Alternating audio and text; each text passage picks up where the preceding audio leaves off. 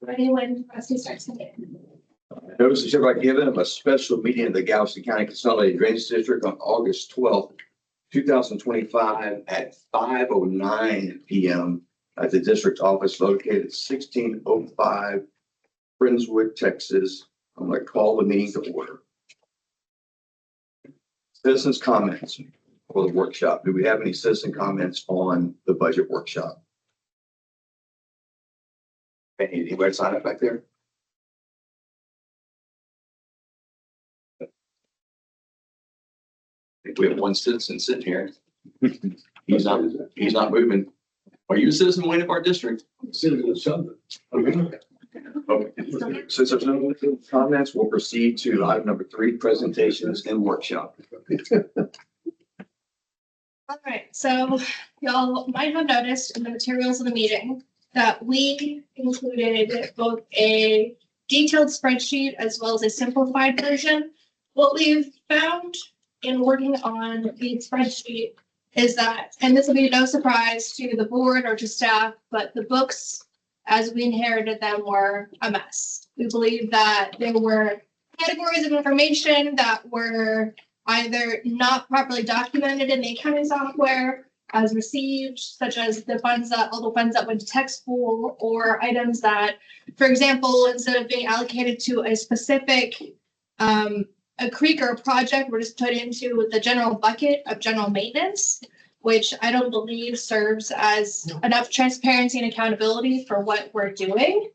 As a example of what other drainage districts are doing, I've provided several related budgets for like BDD4, Galveston County Drainage District number 2, that use a more simplified budget tracking system for now, because what I believe the district needs and what Melissa and I will be working on with the new UNIS software that we're implementing is recategorizing the projects to something that makes more sense, that captures how we're actually spending our funds.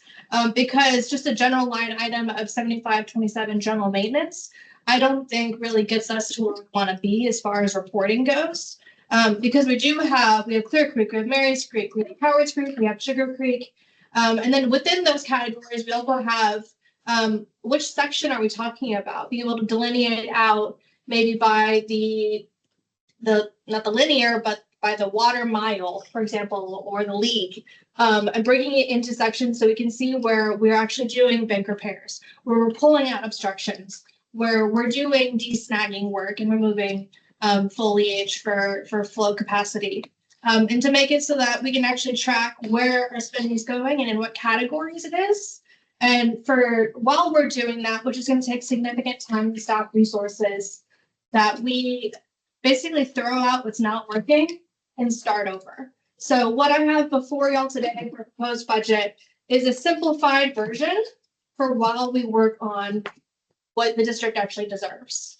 And so I'm asking y'all to consider a proposed budget that goes back to the basics. It goes back to what other districts are doing while we work on getting closer to a more detailed reporting. So you have page 1, which is revenue. We have the tax revenue that is expected to be received, the interest, the plating and planning and regional detention fees, and then the revenue carryover that we have in tax pool, where we receive that interest from.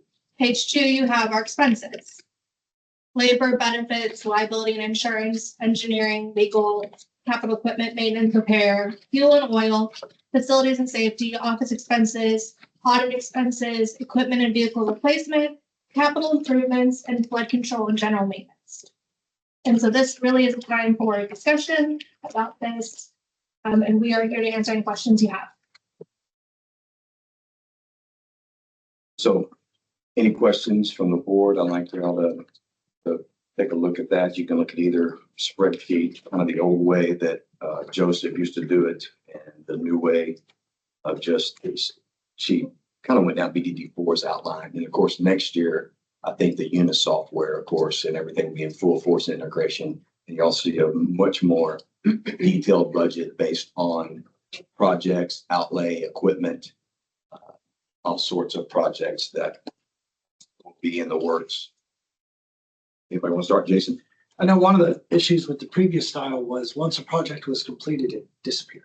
Yep. So you didn't see the recurring maintenance, you didn't see future, cost, and you just, it was gone. It's like, okay, so, we completed this, where is it? Oh, it's just lumped under Clear Creek, Maintenance. or just under Clear Creek, well, Clear Creek's along Creek, which part? So I like that you were able to separate things so we can track costs more effectively. That's for sure.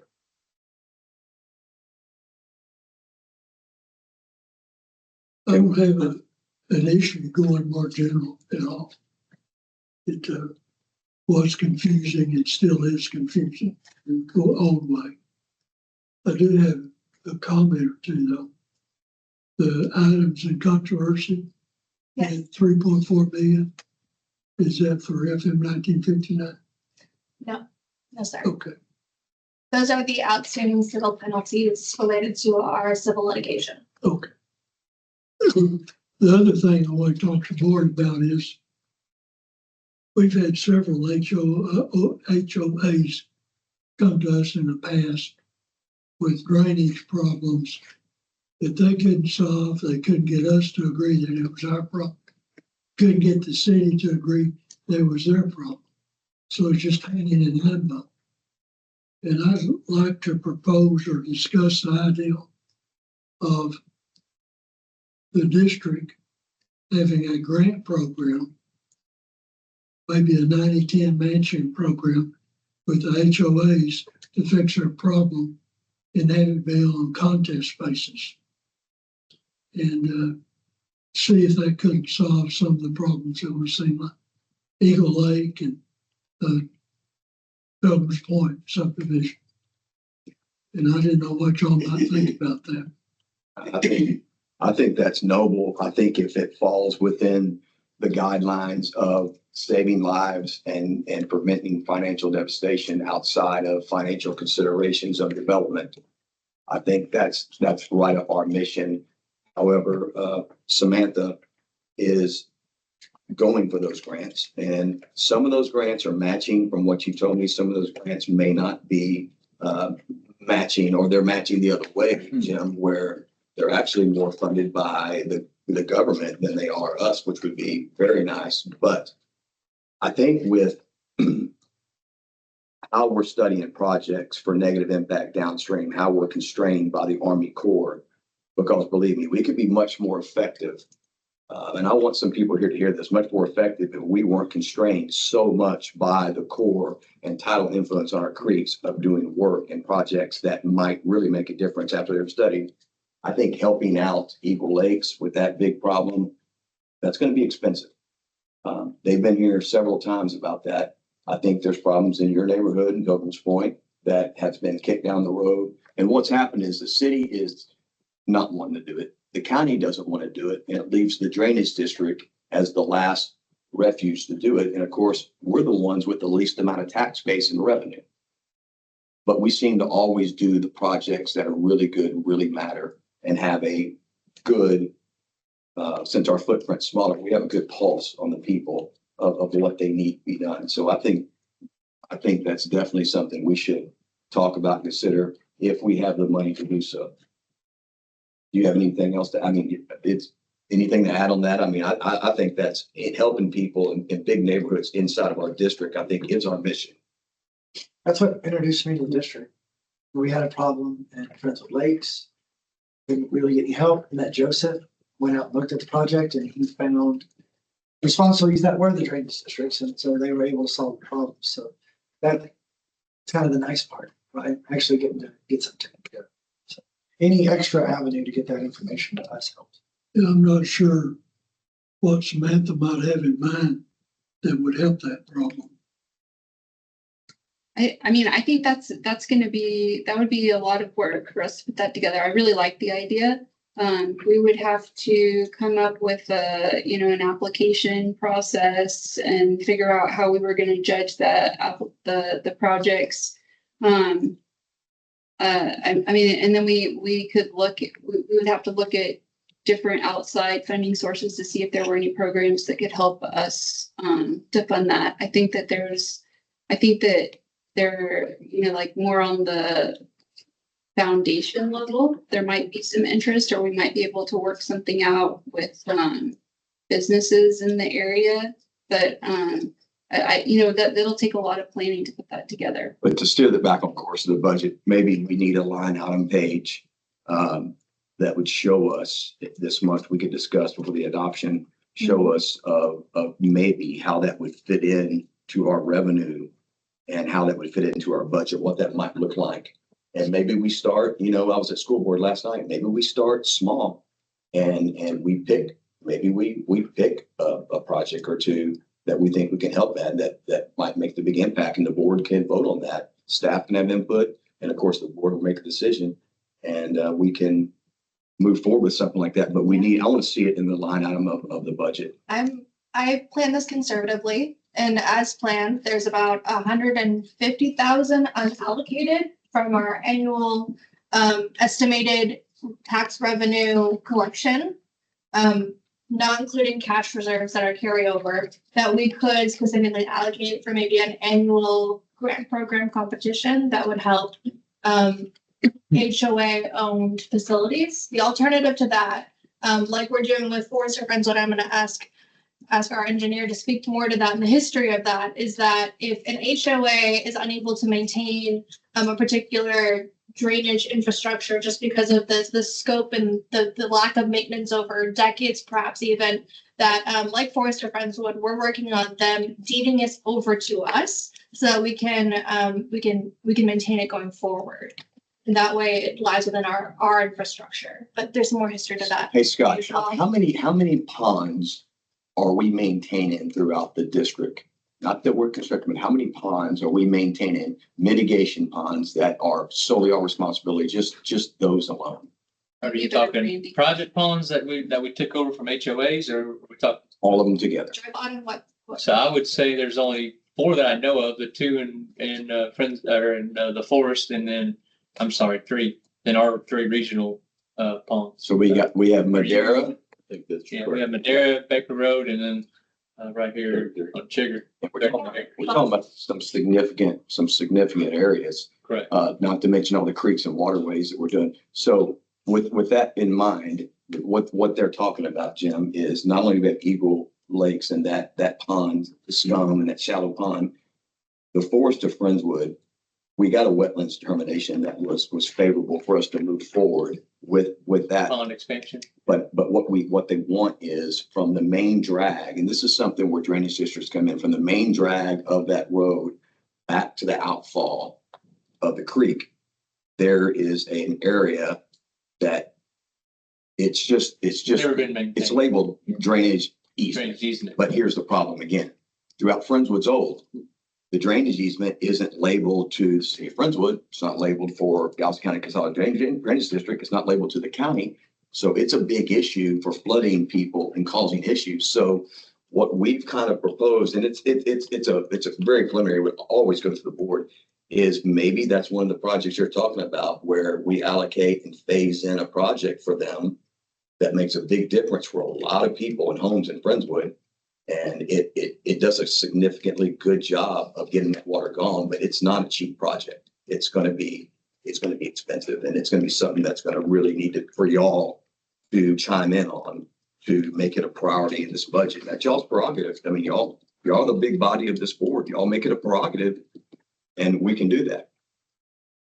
I appreciate your interest in trying to make that happen. It's Charleston's same issue, drainage easement, but who's it dedicated to? And And it's not ours, but it runs, right there back behind my house. I think at the high level, if we get line item in the budget that said HOA something and had some funds allocated, and then during the year work on what that looks like and how we do it, I think that would be a good move for us. Yeah, and it does improve drainage for, Absolutely. it does a good job. I mean, it's just kind of those forgotten areas you're talking about where it's no man's land of the city's drainage. Exactly. Well, county, whatever you want to call it, the area's drainage. Yeah.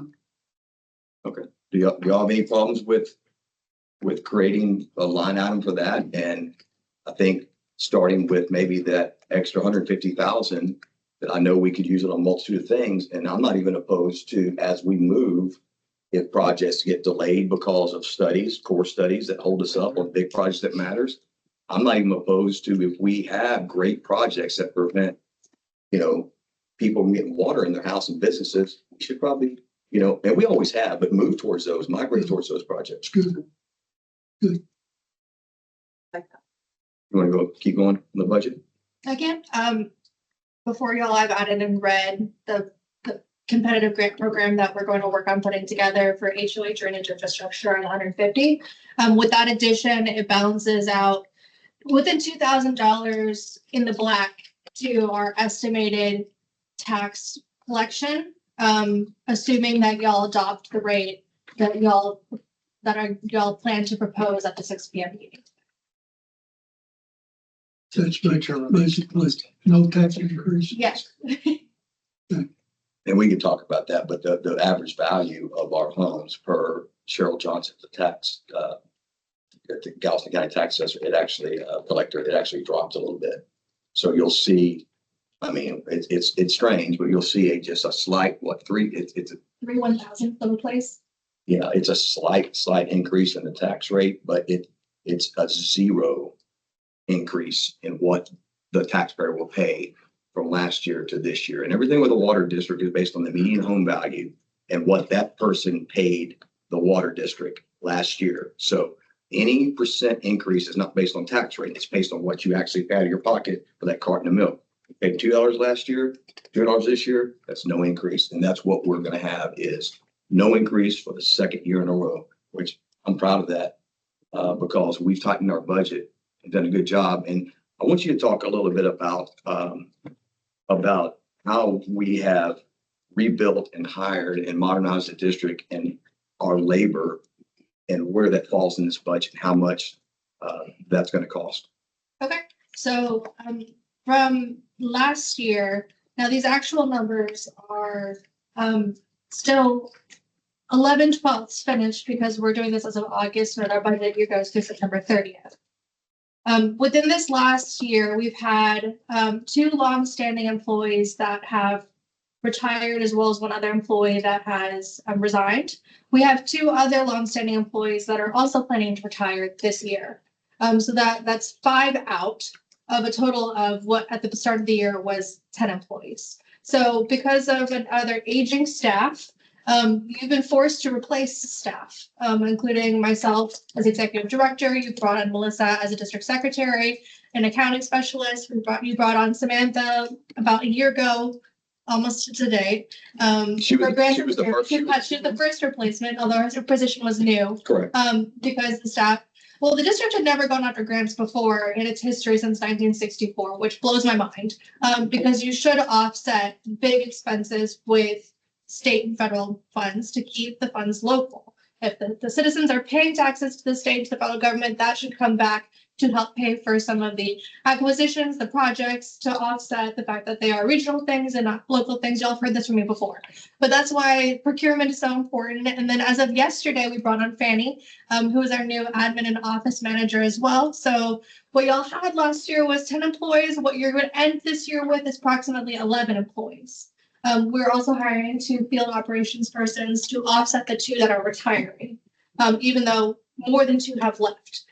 So in total, your personnel expenses are rather staying flat because we found some savings there. The expenses for insurance, because we are a rather still small group, are not seeing large increases from year to year. So those are also relatively flat. What we're seeing in the actual numbers is a savings because we've stopped digging holes that, in my opinion, since I've been here 8 months, have not mattered. We're looking at things differently from a cost benefit ratio, and we're not going to spend $32 million on projects that decrease the water surface elevation 1/4 of an inch. It's basically setting taxpayer money on fire, and I'm not in for that. That's not why I work for this board. So we're ending the current year actuals. And once again, we still have 1/12 of the year to go. Over $1.3 million under the budget that y'all proposed last year. And so, yeah. Yay, pretty good. The good news, I mean, that's fine, Spades, I like Paige speaker mom, but the good news is the purses of the district go through y'all. Yes. So y'all get to make the decisions. Ultimately, the buck stops here on what we decide is worth it or not. But I will say that by looking forward to IDRT with Sam Brody and Texas A&M Galveston and looking for the big regional projects and having to have participation. And I think people are struggling with the fact that we are so far out in front on leadership and not only the way we maintain the district and our creeks and tributaries, like a golf course almost now, our bank repairs and how we are all over it from Randy Rowland's staff, more so than ever, which is the most important thing we can do is keep our creeks, tributaries, and everything that we are responsible for doing in this district free and conveying water. That's number one, because that's the main thing. After that, we're looking for projects that matter, that make a difference for this district. And that's what I hope we'll continue to focus on in this budget, is looking for those things. And yeah, Jim, that does free up. If it frees up money and we have good projects where we can help certain neighborhoods and not play favorites with public money because we can't do that, I'm all for it. I guess that's the trick, Paige. How do we disseminate and not play favorites with public money? Somehow, like the city ranks and the county or even the state ranks projects on their ability to take certain facilities out of the watershed or lives that could possibly be saved or mitigated. We need to come up with something, a concrete formula. After sitting in that deposition, I'm telling you, we need a concrete formula that we can go by that gives us a structure and a framework of what that might look at. So we're not being subjective, but objective as we can be on how we're spending money. And it has to benefit the city and our district as a whole. Do y'all have any comments on that? I think for the projects we're talking about, that'd be a pretty tough hurdle. But, Let us put together a proposal. I don't page it. Rusty's right, we can't play favorites. But a contested grant program, is that playing favorites? No, I don't believe so. I think if we publish fair and equitable criteria, set clear deadlines for evaluation, just like Harris County does, just like the state does, just like the federal government does, I do believe that we can be fair and equitable. I can see, and I'm going to lean heavily on those with engineering degrees and hydrologist specialists, and we'll probably seek outside counsel help as well to put together the FAIR program, which y'all will be able to, the public will be able to comment on and to evaluate before we start anything. We will look together to put together a FAIR program. I can see that ranking safety above aesthetics and looking at the cost benefit, maybe having a cost sharing ratio, but we will have plenty of opportunities to comment on and to have input before y'all decide to approve any sort of program. I'm glad we got extra cameras here because I promise you, people before dollars will always matter at this board. And it takes money to protect people. It takes courage before comfort, all those sayings. And I'm gonna tell you something, as long as I can sit in this middle seat, we will be doing that for the folks around here. And we do great work and we always have. So put those in the budget and let us see what it looks like. That line item for that type of but how we're going to, like you said, I need some criteria of how we're going to establish how that money was going to be spent. Yes, sir. Okay. I've included the red line item here now, so you can see that it still balances with the revenue that we expect to receive in the next fiscal year from that 1 year of revenues, and not pulling from revenue carryover from our savings for capital improvements within $2,000 in the black. So that should be acceptable should y'all choose to approve a proposed budget tonight at this meeting. Kim, do you have questions? No, I'm just glad that we're gonna be going, categorizing better. We're definitely, the last 8 months, we have climbed out of the stone ages here. So, yeah, being able to track what we're doing gonna be so much better. What will the unit software, what will it do? Talk to me about, to the board, what it'll do compared to that archaic spreadsheet. What will it look like next year? Can you kind of forecast what? Oh, gosh.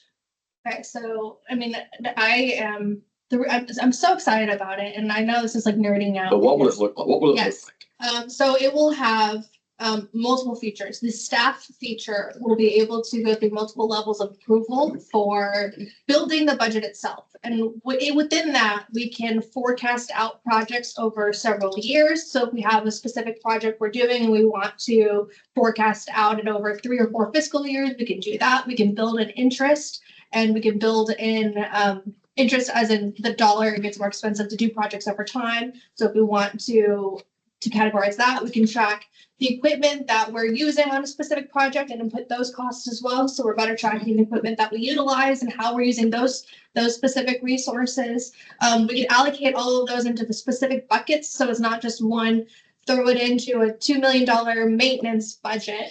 And then from the board perspective, you'll be able to access all that information all the time. But the part that I'm excited about is the public perspective.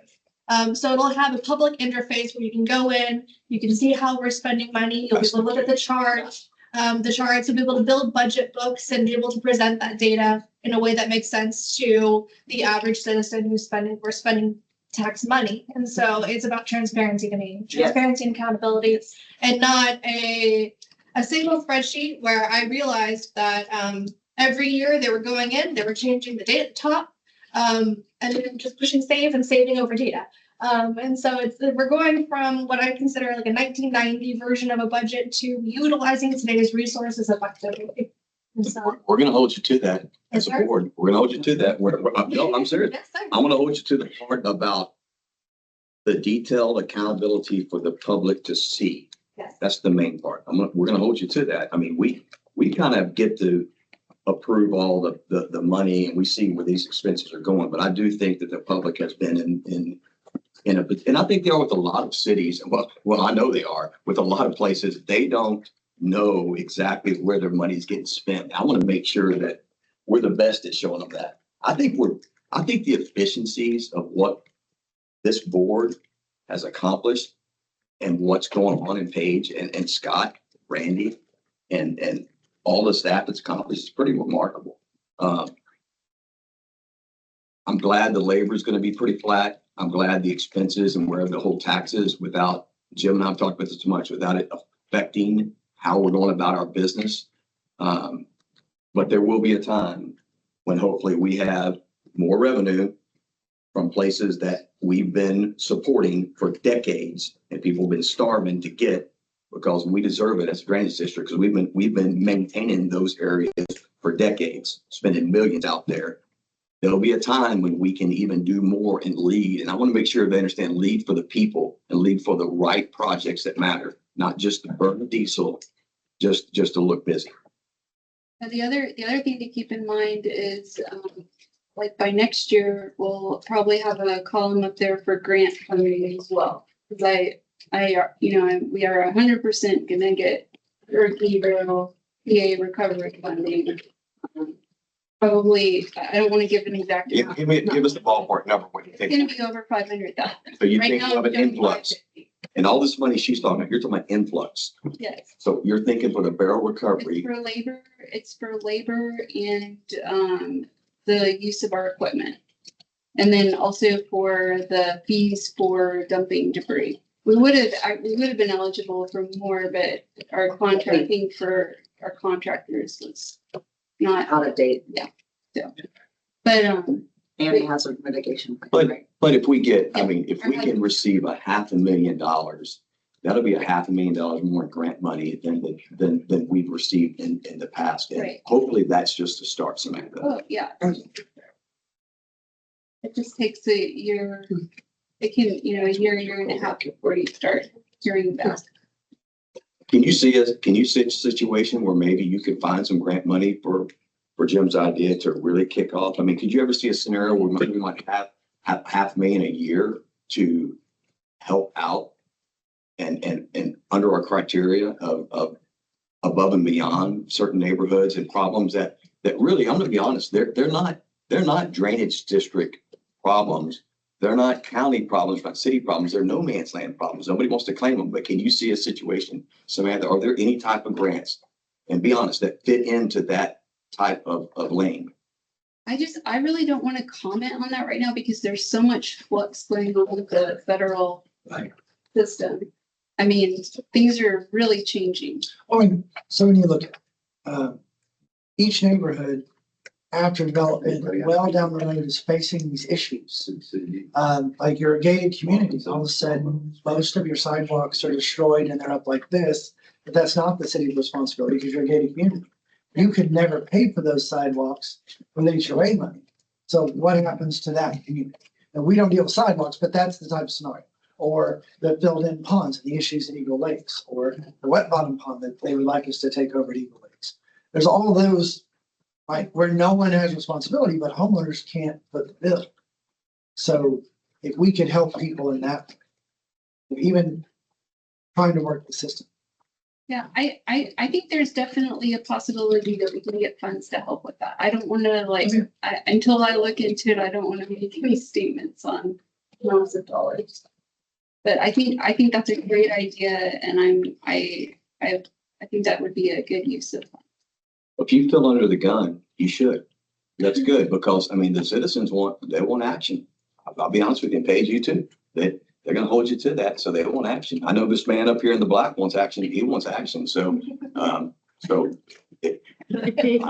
would search for that money.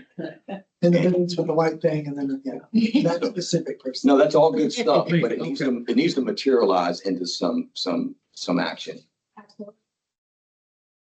Are there any other questions on the budget? David, I know you've had time to look at it, but do you have any questions on it? I don't have any questions. Scott? I do not. Randy? I do not. I just wanted to confirm that since we've moved from doing QuickBooks on our own for payroll, that the amount for labor gross is also including the ADP payroll costs. Yes. It would are de minimis, Right, that's, yeah, I just, tiny compared to this, but I just want to make sure that would go. like under that. $3,000 a year. Okay, thank you. I'd also like to clarify that when we make expenditures, like you'll see at the 6 p.m. meeting tonight, where the staff asks the board to use their power of the purse to allow us to buy either replacement vehicles or like y'all did in the past with trailers or projects, that we're telling you why we're buying and that it fits within the budget. So the public will still have opportunity to know when we're buying every specific item, so that when we're spending money, it's money that y'all approved. I think for the board, the good thing to know is that we have money to be flexible if something, we've always said this, if something presents itself that is, for example, a land acquisition. We've always been big on that. We can't predict when some of this land that's gotten identified would come up, or when somebody might finally want to sell something at a reasonable price that we can afford as a district. I wish we had a $24 million budget on BDD4, but we don't. But someday we may have more money, but if something presents itself, we just need to be in a cash position to move on that. I think we are. That's what's good. So with that, if nobody has any further comments, I'm going to close the, I'm going to make a motion. Motion to approve the proposed budget as laid out. Second. We have a motion to propose the approved budget MSD. As proposed and modified. As proposed and modified by Jason Jones, the second, Ms. Kim Gerard. All those in favor? Aye. With that, I'm going to close this budget hearing at 5:43 p.m. and we will reconvene here in 17 minutes for a regular meeting. As a second. 30 minutes. That one.